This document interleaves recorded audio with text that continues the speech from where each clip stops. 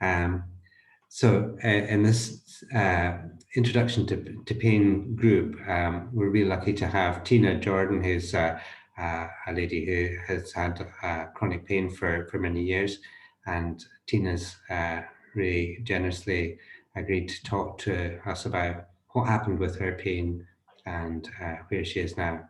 Thanks, Tina. Okay, so hello. I've written notes so I don't waffle, but I'm guessing that, like me, you're all here because you've had a long journey with pain. You may know what's causing it, for example, arthritis, or you might not be so sure, but either way, we're here to find a way of having a good quality of life while living with it. I actually find it quite hard to remember when I first started to live with pain, but as I began to struggle many years ago now, I was eventually taking strong analgesics while trying to hold down a career. Eventually, and like so many others, I was signed off work with severe depression. While on sick leave, my pain was investigated and this led to surgery. Once the wound was healed, I immediately felt better and took off backpacking into the hills.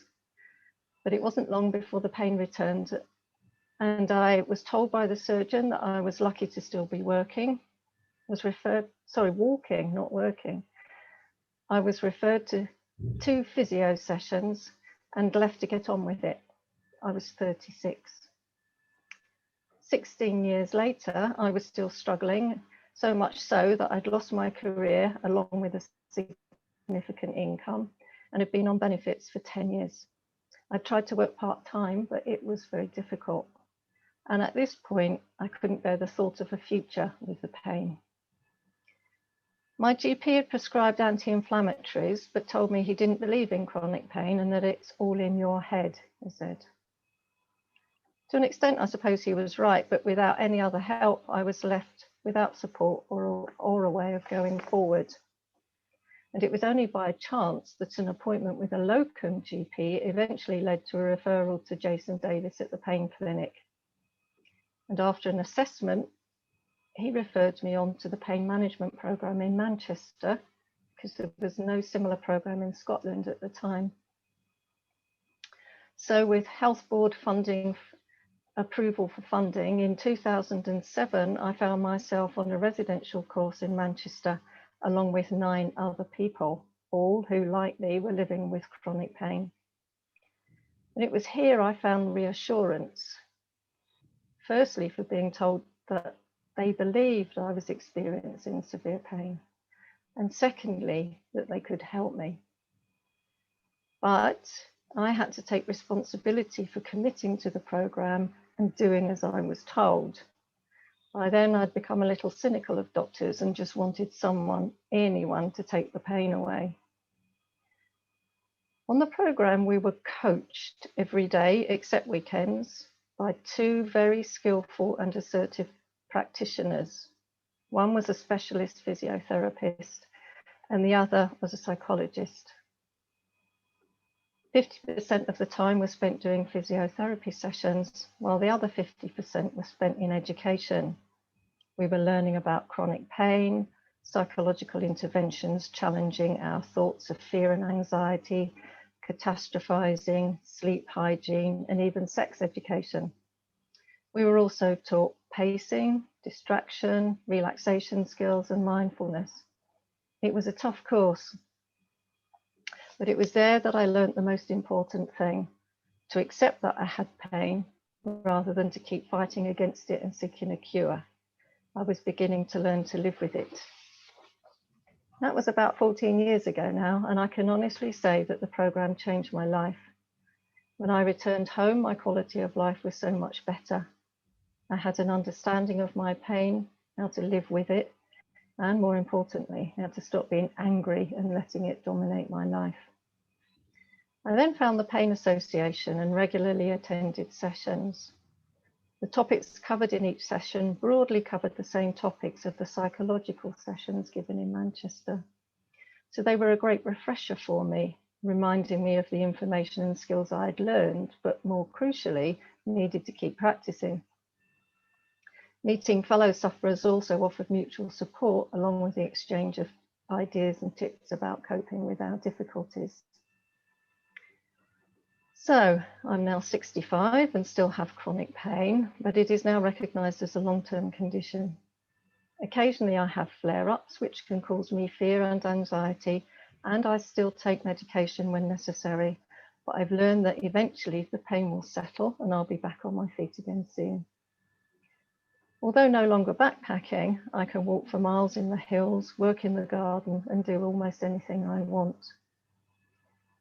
My hope is that as GPs become more educated in chronic pain management and pain services develop to offer better support and therapies, along with organisations such as the Pain Association, everyone needing help to live with chronic pain will be offered ways to manage it and to lead a good quality of life. I know that's Steve's goal, along with Audrey, and I think we can all support and encourage them in that. Thank you. Thanks very much, Tina. Thanks, Tina. I was wondering if you could tell us, is there anything looking back that you wish you'd known when you started having problems with pain? Okay, for me, I think I wish I'd known more about chronic pain as opposed to acute pain, because actually I was a nurse, and even though I knew a lot about pain, it was always acute pain, which was mostly in hospitals dealt with by pain relief. Even nursing people with a long-term condition such as arthritis, the treatment at the time was medication. So people were given medication for pain. There was no information about chronic pain at all, and it wasn't recognised as a condition. So I only knew about acute pain. So when I had pain, there was always this: it can go away, it should go away, and there's a cause that can be cured. But interestingly, I also asked my son this question. He has chronic pain unrelated to my own. And he said that he wished he'd known there were other people out there like him, because especially as a man, he felt very isolated and alone and without anyone to talk to.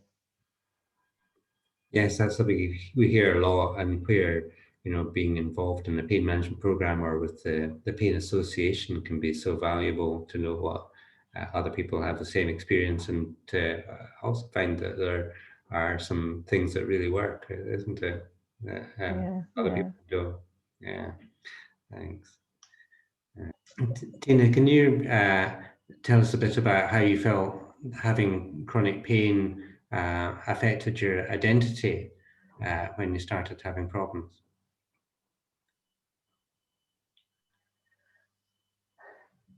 Well, eventually I had to leave work and I was on benefits. And so I felt as I was a disabled person because I was on what was called at the time DLA. So my disability stopped me from going to work, it stopped me doing a lot of things that I used to enjoy doing. And I felt, disabled. I was a disabled person. Mm-hmm. And how do you feel that you've moved on from that? I think we're going to have to do this again, Steve. I can't see you. I can't see you or hear you. That keeps coming and going. Oh, that's annoying. Okay, I'll stop that. And